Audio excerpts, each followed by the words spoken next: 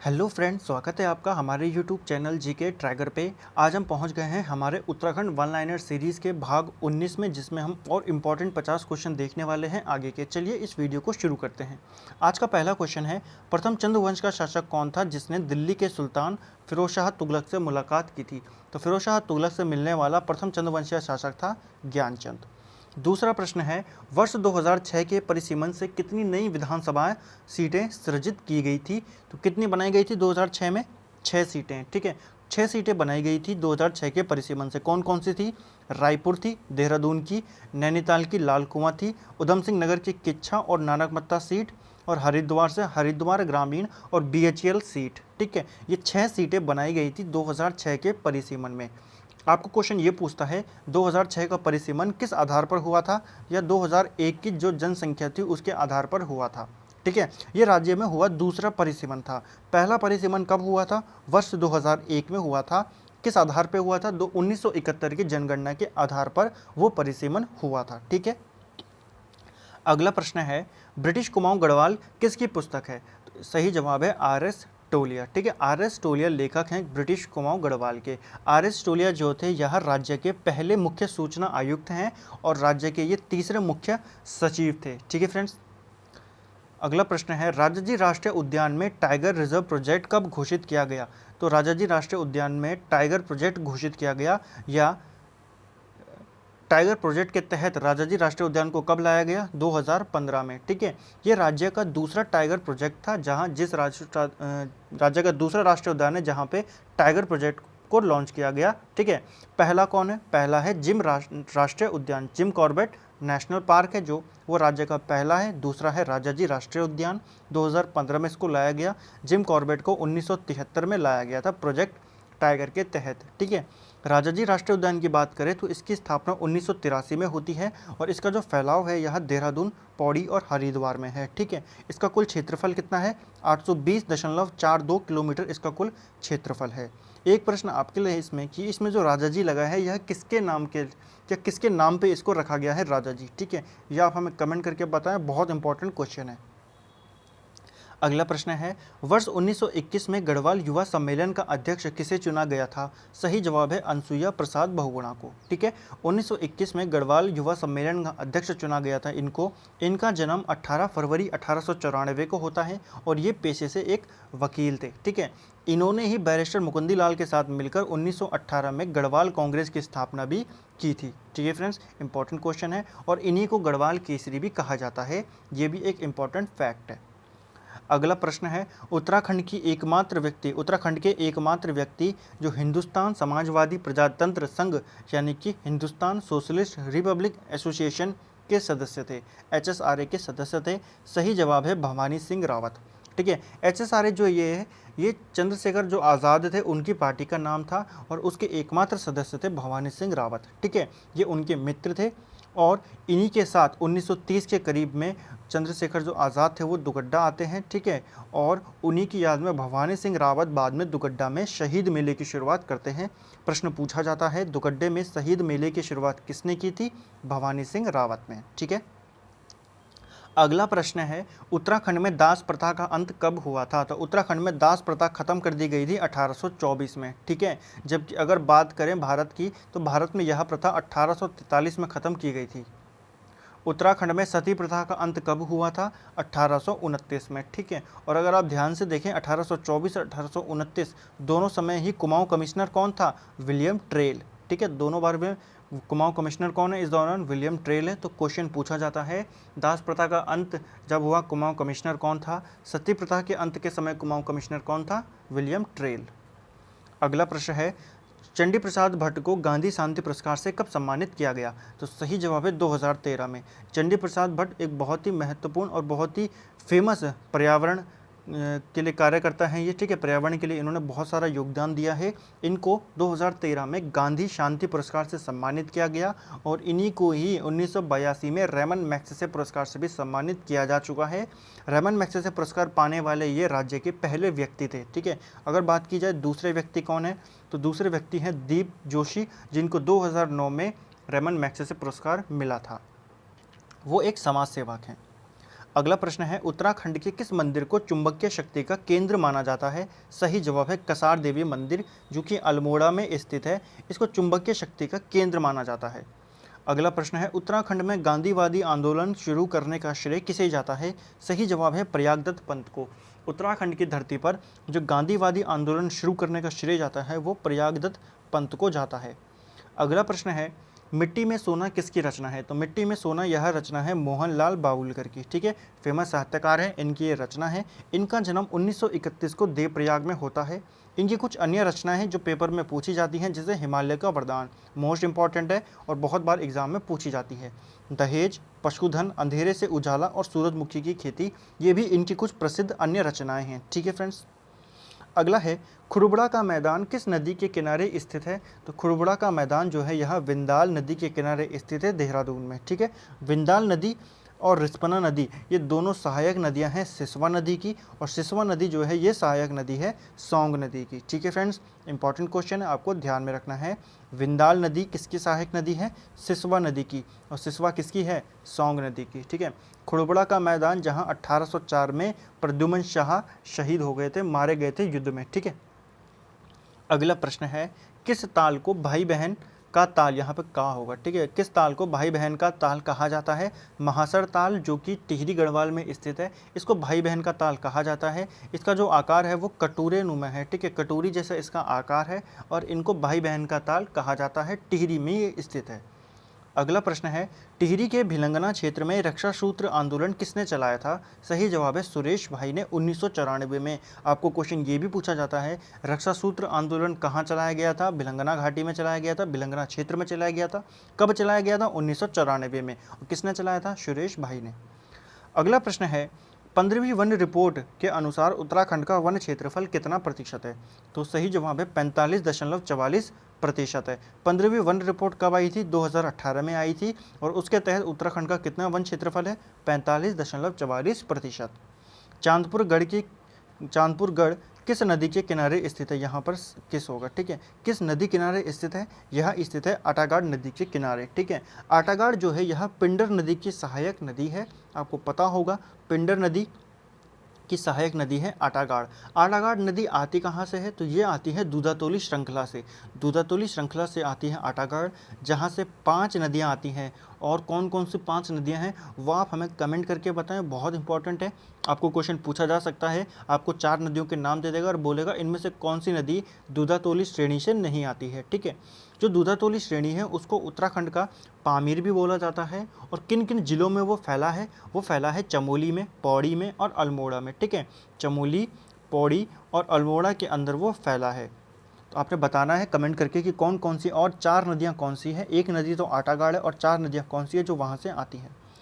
अगला प्रश्न है, देवप्रयाग स्थित रघुनाथ मंदिर किस शैली में निर्मित है? सही जवाब है द्रविड़ शैली में। ठीक है, रघुनाथ मंदिर में ही जो जयकृत शाह थे उन्होंने अपने प्राण दिए थे इसी मंदिर के अंदर। ठीक है, और जो गढ़वाल का प्राचीनतम तामपत्र मिला है जगतपाल का, वो भी इसी मंदिर से मिला है। बहुत ही इंपॉर्टेंट है, आपको ध्यान रखना है किस शैली में बना है? द्रविड़ शैली में। बद्रीनाथ मंदिर कितने भागों में बटा है? बद्रीनाथ मंदिर जो है वह 3 भागों में बटा हुआ है। कौन कौन से? एक है सिंह द्वार, एक है मंडल और एक है गर्भगृह। ठीक है, बद्रीनाथ मंदिर की शैली की बात करें तो यह शंकुधारी शैली में बना हुआ है, या फिर कई बार इसको मुगल शैली का भी बोला जाता है। ठीक है, मुगल शैली में भी ये बना है।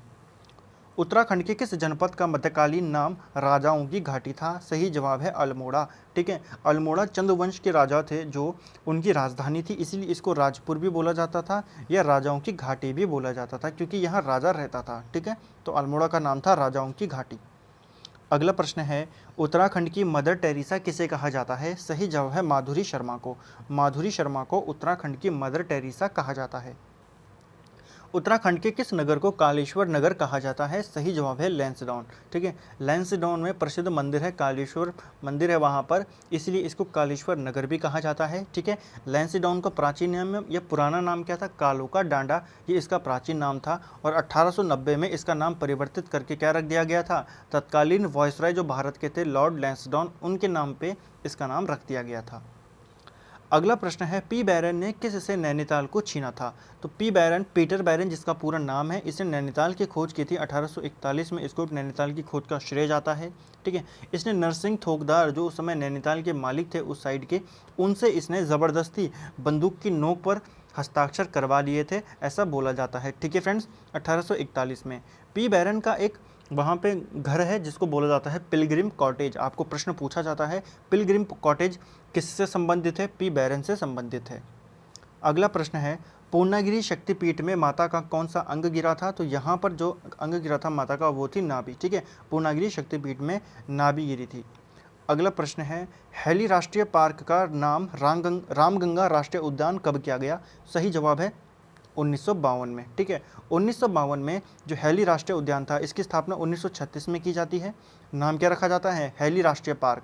1952 में क्या किया? इसका नाम रख दिया गया रामगंगा राष्ट्रीय उद्यान, और 1957 में इसका नाम रख दिया गया जिम कॉर्बेट नेशनल पार्क। ठीक है फ्रेंड्स, अगला प्रश्न है चंद्रबदनी मंदिर किस पर्वत पर स्थित है? सही जवाब है चंद्रकूट पर्वत पर।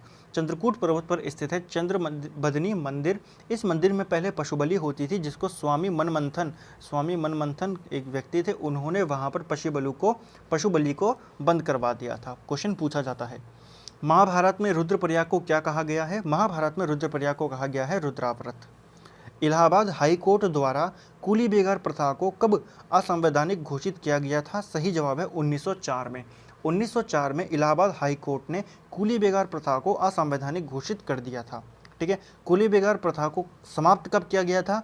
13-14 जनवरी 1921 को कर दिया गया था। ठीक है फ्रेंड्स, अगला प्रश्न है कनकटा बैल आंदोलन का नेतृत्व किसने किया था? सही जवाब है भूदेव नैनवाल ने। ठीक है, कनकटा बैल जो आंदोलन था यह भ्रष्टाचार के खिलाफ आंदोलन था, इसका नेतृत्व किया था भूदेव नैनवाल ने। और ये चला कहाँ था? ये चला था अल्मोड़ा के अंदर। ठीक है, अगला प्रश्न है मोहन उप्रेती होगा यहाँ पर। ठीक है, मोहन उप्रेती द्वारा दिल्ली में पर्वतीय कला केंद्र की स्थापना कब की गई थी? सही जवाब है 1968 में। ठीक है, आपको ऐसे भी पूछ सकता है मोहन उप्रेती ने पर्वतीय कला केंद्र की स्थापना कहाँ की थी? सही जवाब है दिल्ली के अंदर।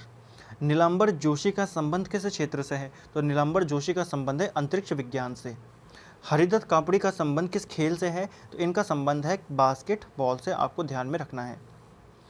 पवार वंश का तुगलक किसे कहा जाता है? सही जवाब है श्याम शाह को। ठीक है, श्याम शाह को पवार वंश का तुगलक कहा जाता है। मोस्ट इंपॉर्टेंट क्वेश्चन है। ठीक है, श्याम शाह पहले ऐसे राजा थे जो जहांगीर से मिले थे, किसी मुगल से मिले थे। ठीक है, और जहांगीर ने इनको हाथी घोड़ा उपहार में दिए थे। प्रश्न पूछा जाता है जहांगीर ने किस पवार वंश के शासक को हाथी घोड़े उपहार में दिए थे? श्याम शाह को। ठीक है, श्याम शाह का जहांगीर नामा में भी उल्लेख किया गया है जहांगीर के द्वारा।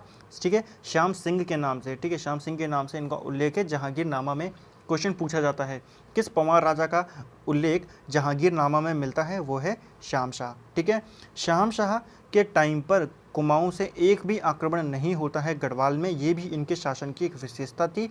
और एक और विशेषता इनके शासन की ये थी कि इन्होंने कुमाऊं के जो चंद राजा था त्रिमल चंद, जब कुमाऊं में उथल पुथल होती है, वहाँ पे कुछ हरकतें होती हैं, ठीक है, षड्यंत्र रचे जाते हैं, तो त्रिमल चंद भाग के पहुँच जाता है श्याम शाह के पास, जिनको श्याम शाह शरण देता है अपने यहाँ। ठीक है, इसलिए उस टाइम पे इनके पास कोई भी आक्रमण नहीं होता है कुमाऊं से। अगला प्रश्न है नमामि गंगे योजना कब शुरू की गई थी? तो नमामि गंगे योजना शुरू की गई थी 7 जुलाई 2016 को नमामि गंगे योजना शुरू की गई थी। ठीक है, इसके तहत जैव विविधता संरक्षण केंद्र बनाए गए थे। पूरे भारत में 8 केंद्र बनाने की स्थापना या उनकी योजना थी। ठीक है, जिसमें से 2 केंद्र उत्तराखंड में स्थित हैं। कौन कौन से हैं वो 2 केंद्र? ऋषिकेश और देहरादून। ठीक है, ये 2 केंद्र हैं जो बनाए गए थे नमामि गंगे योजना प्रोजेक्ट के तहत। ठीक है, 8 जो जैव विविधता संरक्षण केंद्र थे वो बनाए जाने थे पूरे देश में।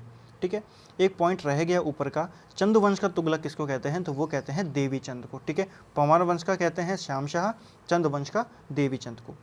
अगला है उत्तराखंड रत्न पुरस्कार पहली बार किस वर्ष दिया गया था? मोस्ट इंपॉर्टेंट क्वेश्चन है। उत्तराखंड रत्न पुरस्कार की शुरुआत की गई थी वर्ष 2016 में। ठीक है, उसी टाइम ये दिया गया था राज्य स्थापना दिवस के दिन 9 नवंबर को।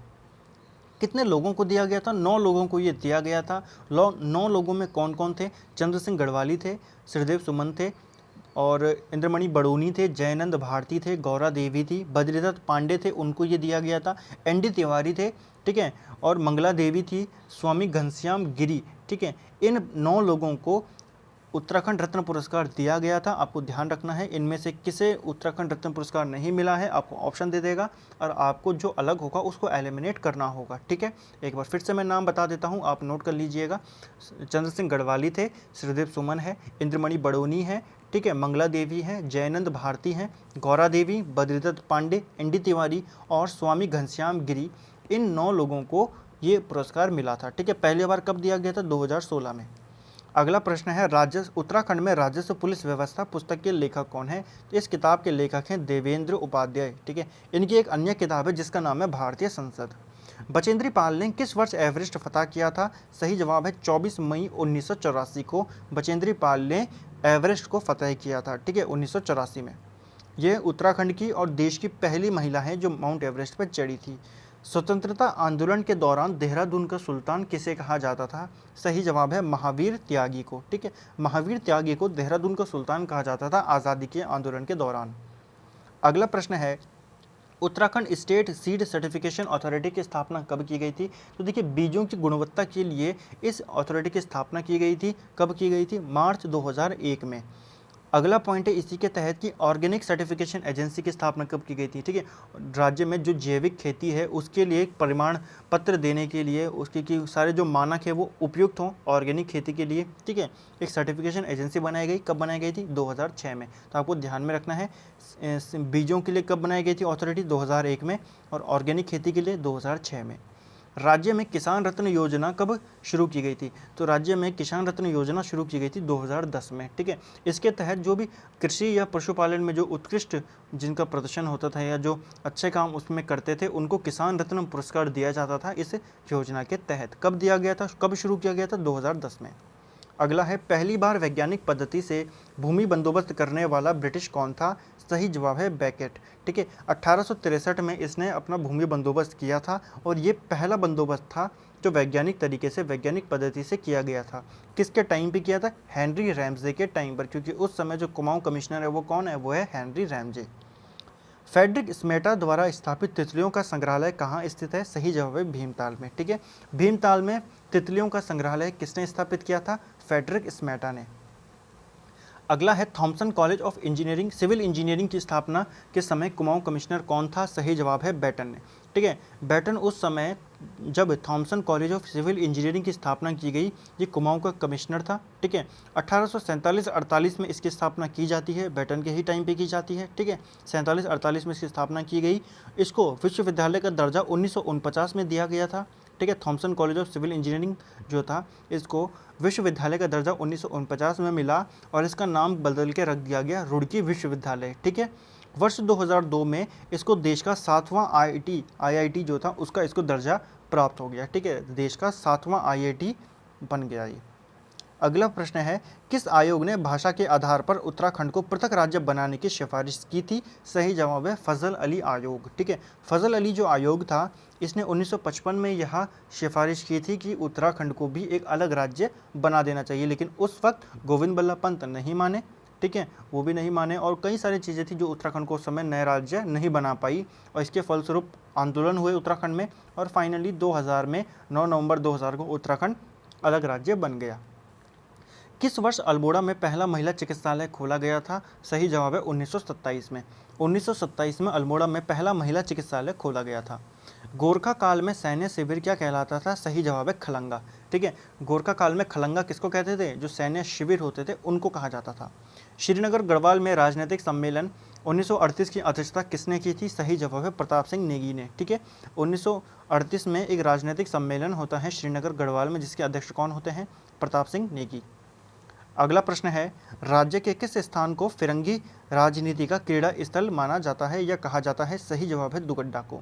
ठीक है, फिरंगी राजनीति का क्रीड़ा स्थल कहा जाता है दुगड्डा को। अगला प्रश्न है, कुमाऊं क्षेत्र में सबसे लंबी अवधि वाला मेला कौन सा है? सही जवाब है पूर्णागिरि मेला, जो कि चंपावत में टनकपुर के पास ही लगता है और ये कुमाऊं का सबसे लंबी अवधि वाला मेला है।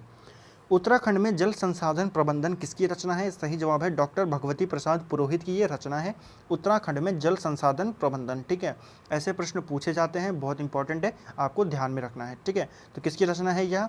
डॉक्टर भगवती प्रसाद पुरोहित की। तो फ्रेंड्स ये था हमारा 19वां भाग Uttarakhand GK one liner series का, जिसमें हम अब 1150 क्वेश्चन देख चुके हैं अभी तक। अब केवल 950 क्वेश्चन रह गए हैं हमारी 2100 क्वेश्चन की सीरीज़ का। ठीक है फ्रेंड्स, तो उम्मीद है आपको ये सीरीज़ पसंद आ रही होगी। आप इसको नोट कीजिए, इसको अच्छे से देखिए, बहुत इंपॉर्टेंट क्वेश्चन है। ठीक है, पूरा कवर हो जाएगा। इस सीरीज़ के बाद एक और मोस्ट इंपॉर्टेंट वीडियो मैं आपके लिए लेकर आऊँगा, जिसमें हम पूरा उत्तराखंड एक साथ देखेंगे और टॉपिक वाइज देखेंगे। ठीक है, पहले इस सीरीज़ को कंप्लीट करते हैं। केवल 950 क्वेश्चन रह गए हैं। उसके बाद ही जैसे ये सीरीज़ कंप्लीट हो जाती है, आप इसकी पीडीएफ हमारे टेलीग्राम ग्रुप से डाउनलोड कर सकते हैं। वहाँ मैं इसको अपलोड कर दूंगा, आप इसको वहाँ से डाउनलोड कर सकते हैं। ठीक है फ्रेंड्स, तो उम्मीद है आपको ये वीडियो पसंद आया होगा।